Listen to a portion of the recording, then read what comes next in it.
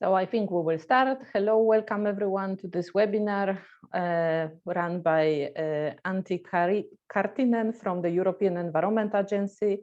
And during this webinar, he will be talking about information and data on environment and climate in Europe. And few house rules. So during this meeting and during presentations, keep yourself muted, but there will be a few times during this meeting and especially at the end where you can have questions and some discussions. Also, this webinar will be recorded and uploaded on our website for others who couldn't join today. But if you don't wish to appear there, you can keep your camera off. So thank you so much. And now I will give the floor to Antti. And yeah, good luck with your presentations. Looking forward. Thank you, Kostya. And hello, everyone. Greetings from Copenhagen. I hope you can all hear me well. I'm seeing some nodding, so I take that as a yes. So my name is Antti Kartinen. And I work as a press officer at the European Environment Agency.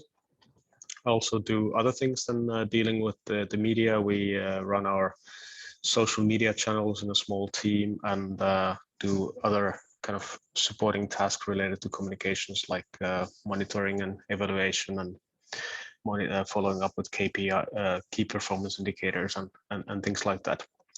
And I've promised to present to you today the European Environment Agency and what we do, and more specifically from the point of view of what kind of resources we have that I imagine could be useful for teaching purposes for students of different age groups, maybe a little bit more for older kids, I would imagine, because a lot of the things that we do are not so much geared towards, well, definitely not for children as such. That's not the main target group, but also they are quite sort of heavy in content. But we do have a few things that we produce regularly that are more for a broader audience, that are written in a way that they should be relatively easy to digest, and they have some bits that you can hopefully make use of. I'll present first a little bit about the European Environment Agency. I would imagine that many of you are not familiar with what we do and who we are. So I'll just share a few slides on this. Here is the mission of the European Environment Agency as it is stated in our new strategy. So it talks about assessing data and information and providing insights on Europe's progress towards environment and climate targets and towards sustainability. We talk about societal transitions. This is kind of the underpinning message in more or less everything that we do. We talked about the need to fundamentally change the way we produce and consume things in Europe and globally to reach sustainability. And then we do a lot of monitoring of environment and climate policies. This is in many cases linked to the EU legislation. So for example, there's a directive on air quality, and then as part of that directive, EU member states must submit their air quality data to the European Environment Agency, and then we put it together in various assessments and reports and data services for the purpose of monitoring, but also for everybody to use. You can see on the right-hand side the kind of a map of Europe, and maybe if you are looking at very carefully, you can see that there are other countries that are marked green than the EU member states. So the European Environment Agency is not only working with EU member states, we also have members from Iceland and Norway and Switzerland and Turkey, and then we have a handful of cooperating countries in the Western Balkans that we work with.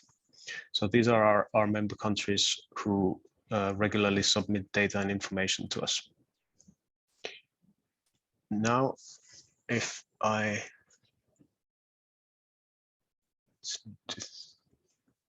Yes, here we go. I referred to the EU already. So the EEA is an independent agency. We are part of the European Union, who has the task of delivering sound and independent information on the state of environment and climate in Europe. We work with networks. So basically, that's the countries that I just showed. We have mainly the environmental protection agencies and other type institutions like that work directly with us in our member countries, and they also provide a lot of expertise to us, and we have these expert networks, and there are regular data streams on various topics, and then there's an exchange of best practices within that network as well. And as said before, the information and data we receive from member countries, we then analyze it and assess it and quality check, and then try to make comparable data viewers and other types of services, so that we can see across Europe how countries are performing on different environmental and climate topics.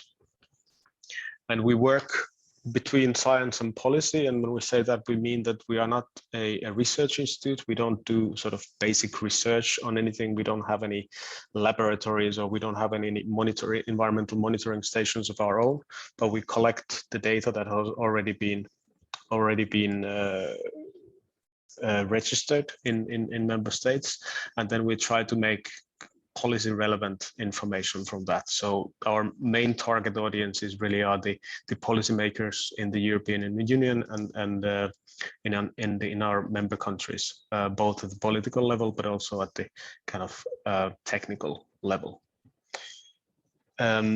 What we also like to explain, or I like to explain often, is what we don't do and what we're not. So we are not part of formulating or proposing new legislation. That is the European Commission's tasks in the EU.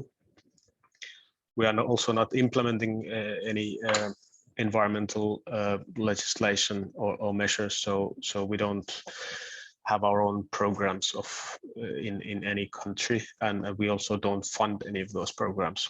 So our role is quite restricted in that sense, and we do get a lot of inquiries about often very valuable and good projects, about if we could fund that, if we could support that, and so on. But it's not what our mandate is. And here we have our 5 main working areas, and I'll make them a little bit more concrete when I go into the type of resources that we produce. But basically, we work on biodiversity and ecosystems, so nature, classic environment topic. Then we work on climate change mitigation and adaptation. So we do a lot of monitoring on the greenhouse gas emissions from EU member states and our member countries, but also adaptation measures and what is needed and what is being done in countries to adapt to the climate change that we already see in Europe. Then there's human health and the environment, and under that umbrella, there's issues like air quality, there's issues like chemicals, and we're involved in a couple of projects that monitor, or one project that monitors how chemicals end up in humans, basically. And then one of the main reports that we do every year is this air quality report, where we look at the monitoring data across Europe and see what the air quality has been in Europe, and also make estimates on what that means for Europeans' health. So we come up with numbers of how many people died in Europe because of polluted air in a given year. That's one of the data sets and reports that is the most popular in the news media that I work with. Then we work on circular economy and resource use. So this is about waste and resource efficiency and that type of data. And then the last topic is a sort of a more broad topic, where we look at things like urban sustainability. What can cities do, and what they're already doing to improve their environment and climate performance and move towards sustainability. There've been a few briefings about this thought about what is the role of economic growth in future if we want to achieve sustainability and these type of topics. And now I will pause here and want to maybe ask already now if you have any questions about the European Environment Agency. Was that roughly clear? Do you have an idea of what we do? Maybe to say that we are about 240 people. We all sit in Copenhagen. That's where the agency is based, and we've been in Copenhagen since 1994. That's when we started. So we're just over 25 years of age. And most of the people who work for us are environmental experts in different fields, so water quality, air quality, climate change, and things like that.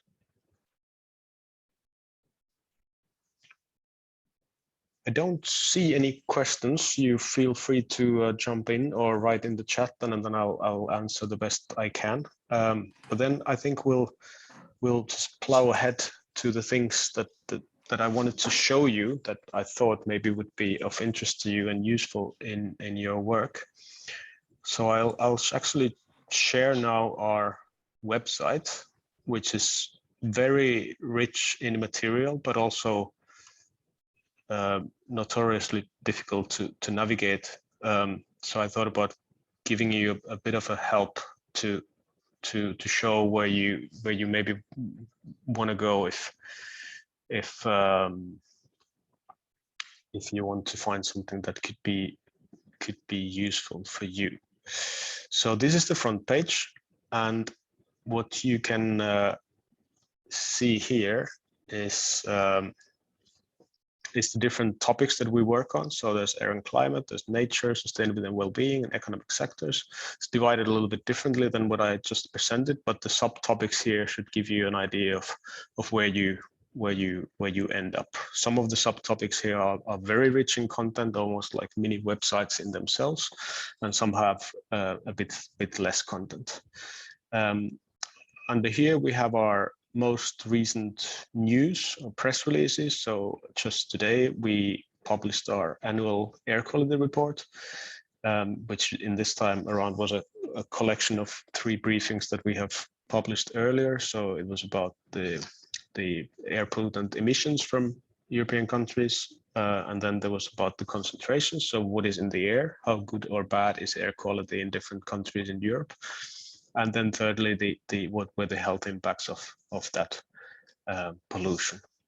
And then there are other things that we have published very recently.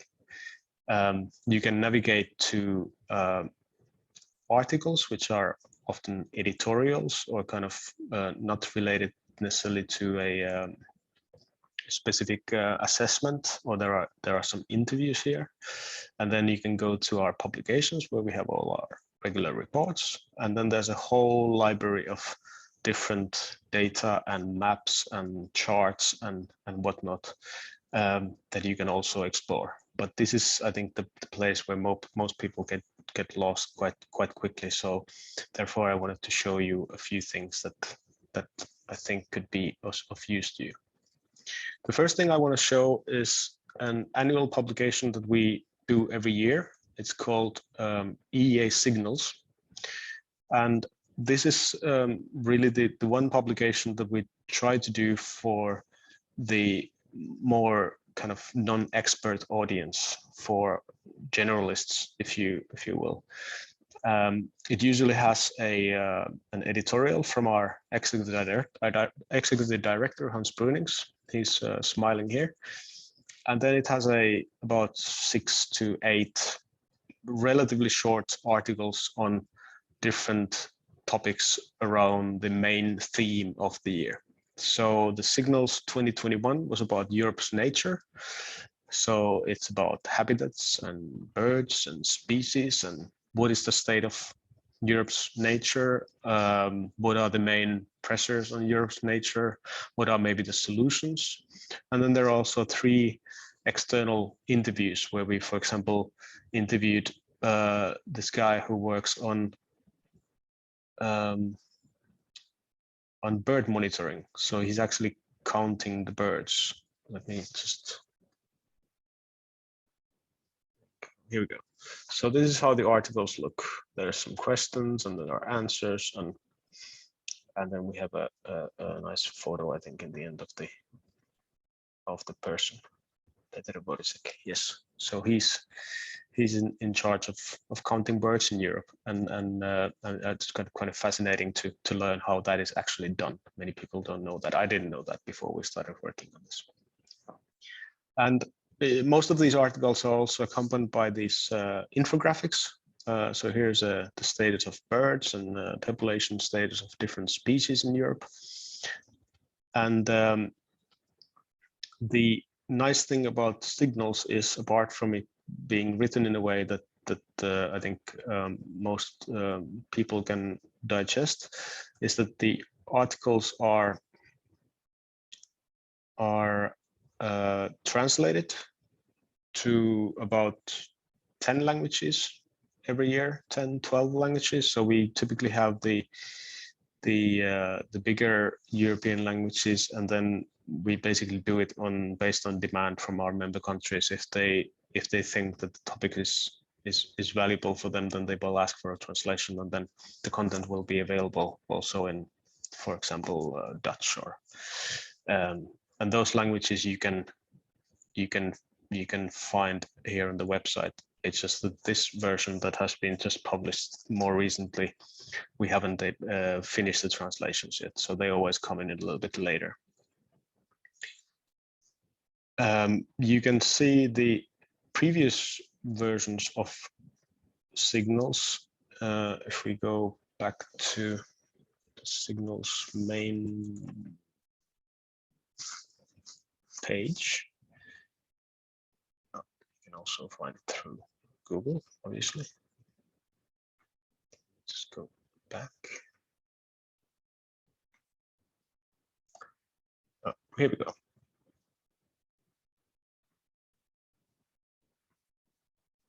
No, sorry. We are actually in the process of migrating our website. There's a few glitches here and there, but if you land on this page, you have the previous versions of Signals. So last year we did a publication about zero pollution and what that would mean for Europe. We've done one on soil, on water, on energy, and then there's about mobility and climate change and health and well-being and the environment. 2013 is about air quality, and I think most of the editions here are still relevant. I mean, at least to the last 5 years, that there hasn't been so many changes. I mean, there might be more recent data and things like that, but more or less the content should be okay to still use. The Signals, at least in the last couple of years, also come with these set of infographics, like I said, and those are usually translated to 25 European languages. So there should be quite rich content in different languages. And then there's also a little quiz about the publication in question, where you can maybe test somebody if they have actually read it, and so the answers can be found in the articles themselves. That was Signals. Maybe I'll go to the next topic now. And this is the EEA Greenhouse Gas Data Viewer, where we collect the main data about carbon emissions in Europe. I chose this because it's quite nicely presented, and it has a lot of data and a lot of information, but you can see greenhouse gas emissions in the EU as a time series. You can see annual changes. So I would just imagine that this could be interesting both from the climate perspective, if you want to see what the development has been and what the situation is right now, for example, between different member countries or different sectors. But there's a lot of math also that could be done with this data and how to arrive to these calculations. You have these tabs here that you can use to navigate, where you can explore different sectors of emissions. For example, you can look at how agriculture emissions have developed, or energy supply, road transportations, and so on. Or you can look at individual countries, which could be relevant in terms of maybe looking at how my country is doing compared with others, maybe putting it in perspective in comparison with population size and things like that. So this is actually something that you can find with a more or less simple Google EEA greenhouse gas data viewer. And all this data is available for downloading here as well. So if you have older students who work, for example, with Excel or something like that, then there's enough material to work on. That was greenhouse gas data viewer. I will now go to another climate topic, which is a new report that we just produced on climate hazards, which is basically showing what climate change looks like in Europe now and how it is projected to look like in the next decades. And this is a web report and partly interactive, so it's divided in these different chapters and messages, and then you can look at the different chapters, for example, around heat and cold, what the projections look like. And if we, for example, choose extreme heat, it always has this a bit of text and key messages as an introduction to the topic. But then many of these topics have these interactive maps like this one, where you can actually zoom into different parts of Europe at quite sort of small regional level. So now I'm looking at southern Sweden and Copenhagen. Choose the area where you maybe live, and then you can choose the time period if you want to look at from now until, or from 2011 until 2040. What is the projection for from 2040 to 2070, or until the end of the century? And then you have, in this case, two scenarios of how well we are able to mitigate climate change, and then what it means for the number of tropical nights, in this case, in this area. So this is, if not exactly local information, it's regional information. So I mean, this could be quite interesting to look at what my area of living will look like, most likely in some decades, or and of course it looks very different if you go to Southern Europe, to Northern Europe. And if we change this to, for example, rainfall, then the map again looks different, where you anticipate heavy rainfalls in different parts of Europe and so on. Again, very rich in content, but these are quite nicely digestible because it focuses on one single topic at one time, and then you have these maps that you can play with and extract information from.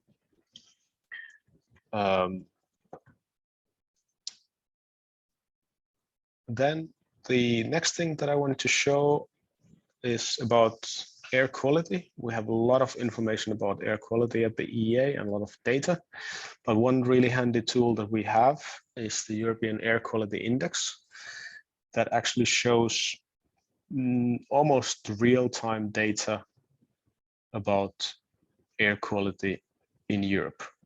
So the little dots that you see on the map are monitoring stations. So these are the physical stations in cities and by roads and so on that measure air quality. And then you can actually zoom into maybe where you live or where you plan to travel and look what the air quality is in that area. Just have some.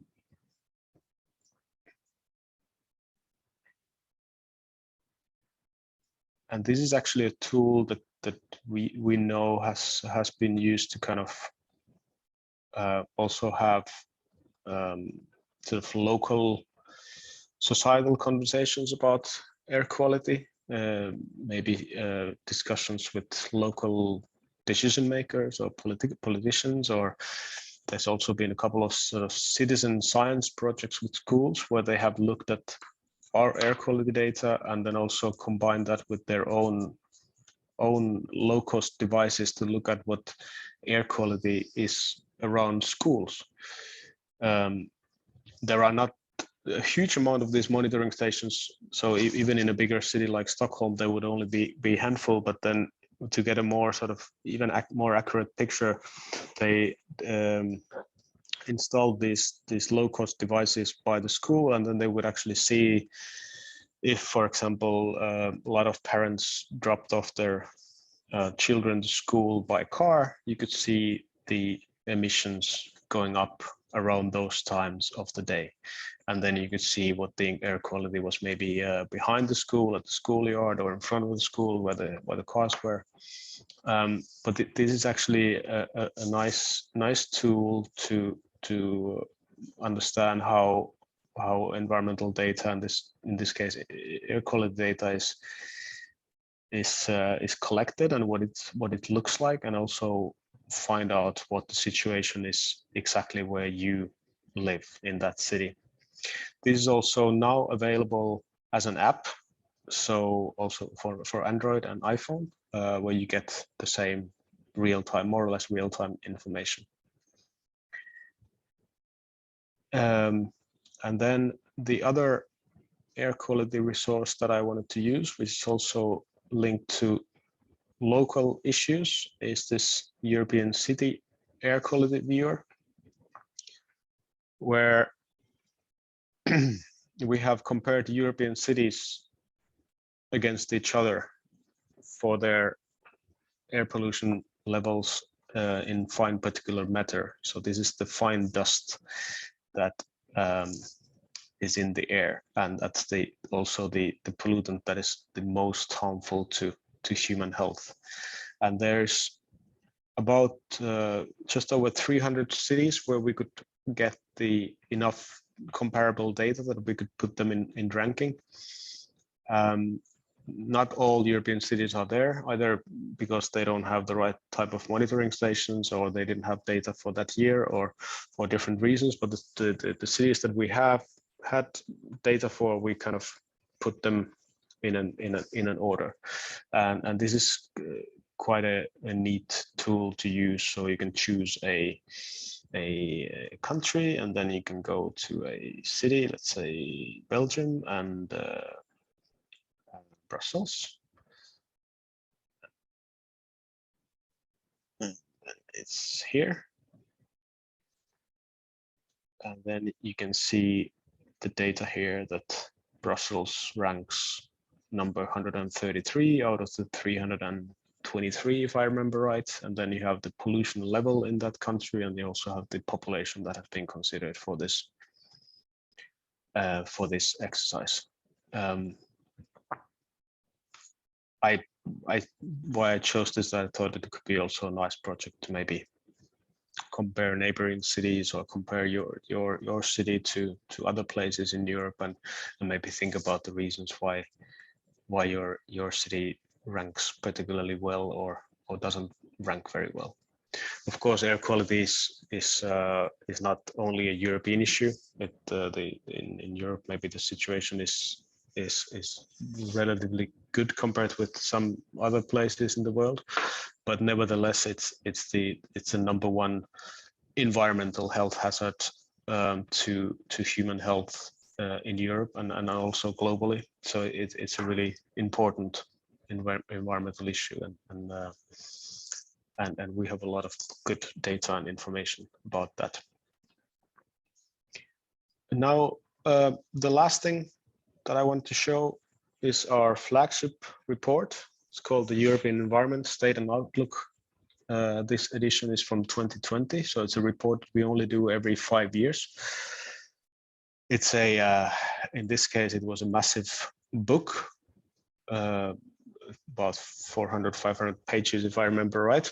But it is also accompanied with videos. And if you go online, you have these little messages about different topics, and you have summaries, and you have the report also cut in segments. So this is what the full report looks like. But if you go down, you have the different chapters.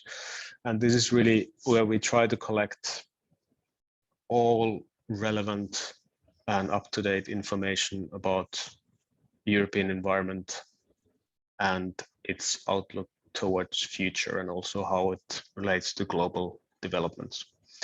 So if you go to our website and start researching things from there, you might easily get lost, but maybe this is a way, like if you want to give an assignment where people need to find their own information, then at least this is more or less contained in a way that you will find something about all environmental topics. It's relatively easy to navigate.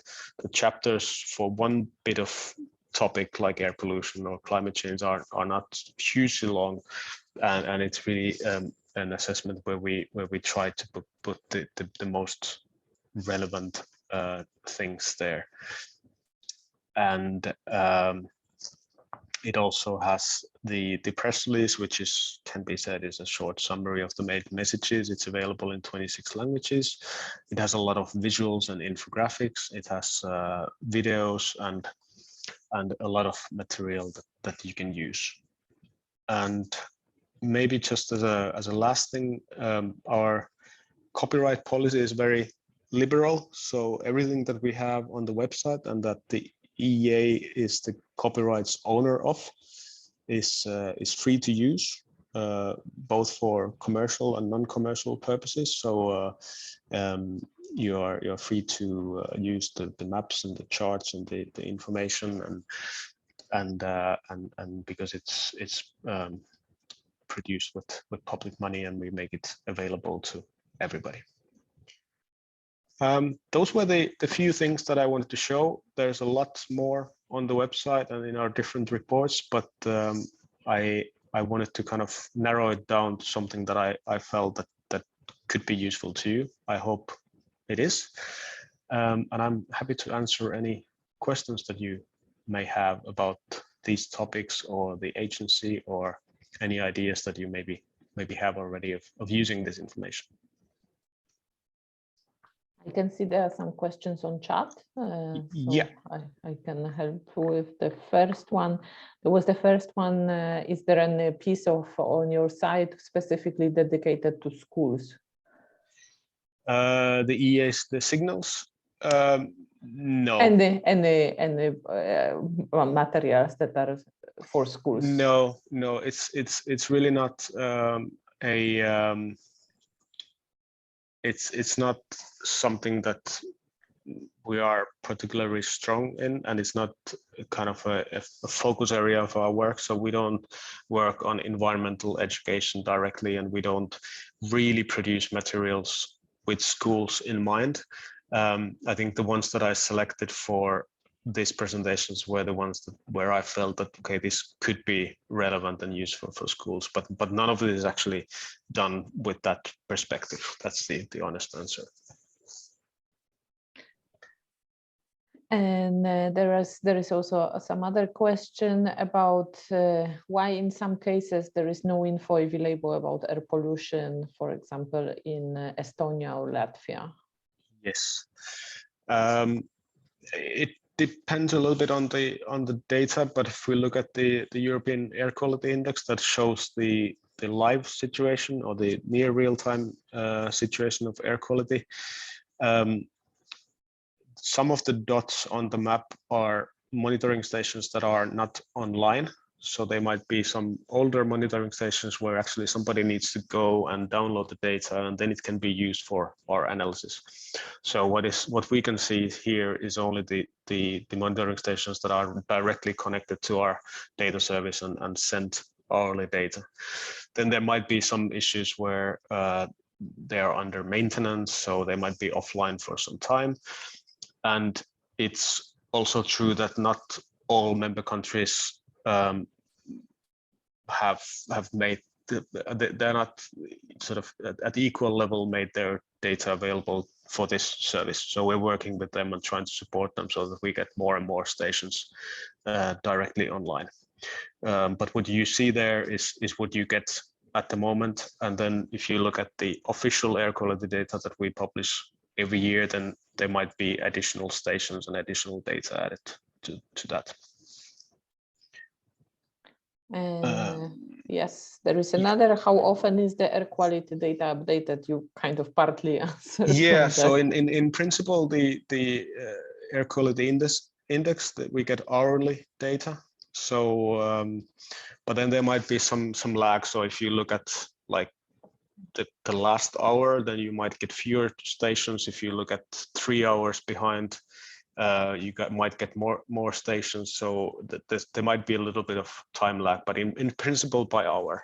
And then the official data and the analysis that we do on it, so where we look at the average concentrations over a year, which is the official data, and what that means for people's health, that we do every year around, usually we publish those things around autumn. But the live map is done hourly. And the city every year, where we can compare cities that we aim to update every year as well. So some of these things have typically an annual cycle of data collection and analysis. Yes, and then another is like more general. All the data you collected come from the countries themselves. Yes, indeed. So all the data we collect come from our member countries. So the EEA itself doesn't have any monitoring stations. These are monitoring stations, for example, in the case of air quality, that member states have set up, often through different networks of institutions and so on, to comply with the requirements of the EU law to monitor air quality. And then those monitoring stations are connected to this network and our system so that we get the data and can do the European assessments on that. And another one, you have mentioned that air pollution monitoring was connected to schools. How do schools become involved, and how is the connection made with the EEA? Yes, so this is actually something that I only know of, I think, 2 projects, and one of them was done, I know, completely with our, more or less completely with our involvement, which was in Belgium, or maybe in Holland. I think it's called Curious Gnosis, which became the citizen science project, where they collected local air quality data with their own air quality monitoring tools. And then there was another project called Clean Air at School, where we asked our member countries, so this is mainly the environment protection agencies in member countries, to connect with schools and initiate this kind of project where they could get some the information and the resources and the knowledge to do the monitoring and collect the data. And we provided some standards of what the data should look like and what you should take into account. And the results are actually published on a kind of a website that we did. I can't remember exactly how many schools around Europe we had involved, maybe 30. I mean, actually, I'm not going to say it because I can't remember. This was a couple of years ago, but I can share you maybe there's a way of sharing these links after the presentation somewhere. It's called Clean Air at School, and there you can find. I know there's a lot of Irish schools were involved, and also schools from Italy, but also from other countries, and they all did slightly different things. Some were just monitoring air quality. Often they did a kind of a learning project at the same time, so they were learning about air quality and learning about the sources of air pollution and things like that. So it was quite a nice thing. This project is close already, right? That's what you are saying. From our side, it's closed in the sense that at least I'm not aware of anything actively going on with it right now, but the template kind of exists. So it's not like we didn't provide any funding for it or anything like that, but the results and the information that I think would be needed to start something like that, we have, and I'm sure that the environmental protection agencies in different countries would be happy to guide you to get started. I would think so. So we can connect you with the people who were actually involved directly in countries to make it happen. Super. So I think that will be useful also to share after the webinar. Yeah. And there is another one. You had mentioned that air pollution monitoring. This was the same. Like, yeah. Does the European Environment Agency use only the gravimetric method to measure air pollution, or are there measuring stations with cheaper instruments?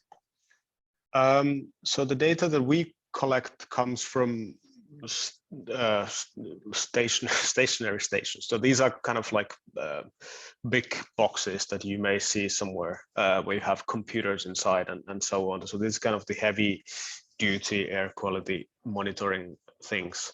But linked to the citizen science project and the Clean Air at School projects, I know we did a report on these citizen science monitoring tools. Where there's a few different types introduced, and if I remember right, some of them only cost like 10 euros per device. So they're really like low cost. Of course, maybe the quality of data is not exactly the same as you get from these official monitoring stations, but I think the message was that they are good enough to do something meaningful, and of course you need to place it correctly and so on, but it is possible to also use these very low cost instruments to get some meaningful information that you can maybe then compare and balance with the official measurements. But air quality is also a highly local issue, so air quality on one street could be very different from 2 blocks away, just because there's a source of pollution close by. Great. I can see there is another question from Floor. Do you have or know of a list of citizen science projects at the European level? But I can see that there's also someone else answered on chat on this. Yeah, I can see that. And from our side, no, unfortunately not. We're not sort of directly involved in those, but some, like in the case of air quality, we kind of looked at it from our perspective, if the citizen science data can complement the official monitoring data, but also it was interesting to see how that kind of project was used as a platform to have discussions about air quality at the local level. So when it goes to the local decision making and politics and what can be done to improve air quality.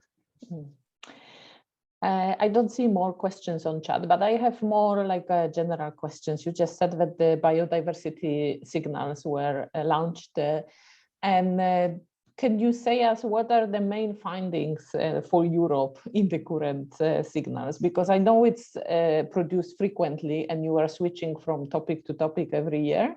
Mm-hmm. Is there any a line through the previous research on it, and how it looks? What is the trend? Where we are going with this? I'm saying without reading this, what is published this year. So indeed, this year's signals was on nature, and the other topics were different. So we don't have a timeline as such from that. But the signals that we did this year was heavily based on a wider assessment that the agency did a year ago on state of nature in the EU. And this is where we put together the monitoring data from, I think the monitoring cycle is 5 years. So where in air quality, we get annual data for some of these nature directive data. We only get it every 5 years, and then we produce this massive report of looking at what is the state of nature in Europe and what are the reasons why it is what it is. And I don't want to be too negative about it, but of course the state of nature in Europe or globally is not good. Many of the species and habitats are not in good status, and that's of course what we have also been confirmed by a global assessment like the IPBES assessment on global biodiversity, and we are seeing trends that are really worrying. Then of course in Europe we now have very ambitious strategies and plans to improve the situation. So it's connected to the European Commission's initiatives on biodiversity and the farm to fork strategy and things like that. So there's a lot of focus on that, which is of course a good thing. But since, and I think what we also say in the Signals publications, that is what we see now is the result of centuries of exploitation. So it's quite clear that it's something that cannot be changed in 1 year. It requires a lot of work and restoration as well. So it's not only about stopping pollution, stopping deteriorating nature, but actually finding ways of restoring it. You said that as well, Signals, they include some recommendations for the future. What level of recommendation is it? Is it like on the state, global, EU level? And are there any like concrete directions, or it's just general comments? No, it would be very general, and I think in general for the European Environment Agency, we don't make specific recommendations or proposals on how to change legislation or things like that. But of course, there's an element of saying that okay, there's a lot of nutrients getting in water environments from agriculture, so that's an issue. So we say that this is the source of pollution. I mean, that's something that we should focus on. And Signals itself is all based on previously published EEA information and data. So we don't really come up with any new things for this Signals publication. The only thing that is maybe with a new take, and maybe people have also a little bit different angles to the topics, is when we interview external people, and then it's of course their views and their takes on the topics. But no, we don't have any very specific or concrete recommendations there. I think what we would try to do in Signals is to look at the sort of more promising efforts and where things are moving in a good direction, like and what can be done to improve the state of nature, such as increasing the area of protected areas in Europe and connecting those areas better, and initiatives to use fewer pesticides and nutrients in fertilizers in farming and things like that. And just my last question. So there is no any connection and analyze if there is any improvements, because you are saying that these are it's reviewed to be based for policies on the EU level or anything. And if there is the previous publication related to the same area, is there any connection if any actions made any improvements, or you are just reporting on the current status without looking on, without connecting to any projects or activities? In Signals, no. And also in other reports, mainly we don't do what would be policy evaluation.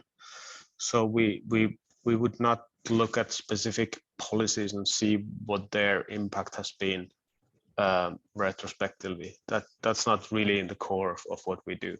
But of course, we do have for the topics where we have comparable data across years, then you can see trends. So we look at past trends and we look at the future outlook of how things are going.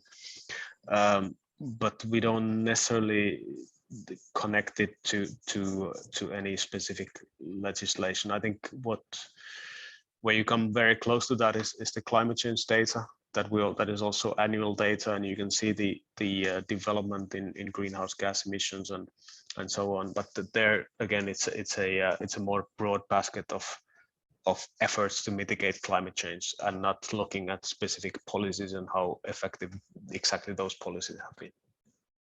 Yeah, my question was more to see if there are any trends or any actions taken based on this data, and rising the awareness and feeling like we have to do something, or the trend is really going down. Yeah, of course. I mean, that's the main mission of the agency, of course. And I don't the Signals publication, as I said, that's more for the general public and for non-expert. But basically, everything that we do in terms of analyzing data and communicating and putting out information has the aim of helping decision makers to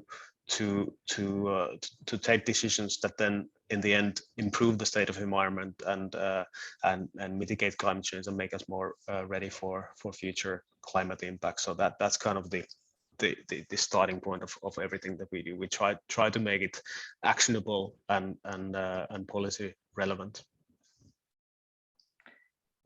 Okay, I don't know if there are some other questions from the audience. And you can also unmute yourself if you want to ask something without writing on the chat.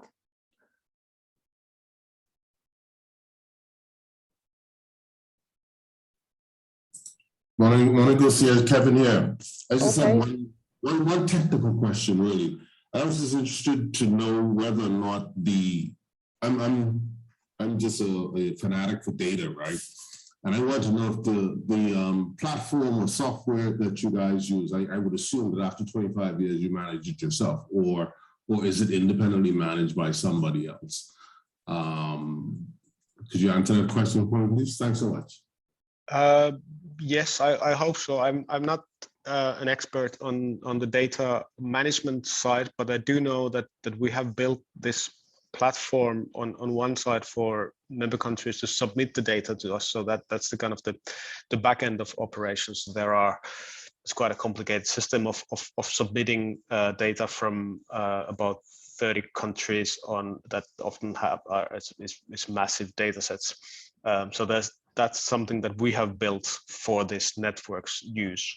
But then on our website, you have kind of for the public facing part, you have different types of tools.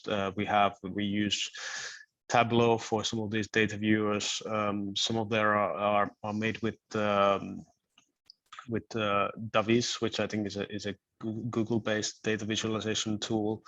The charts and graphs we do mainly ourselves, but also with help with some layout contractors and so on.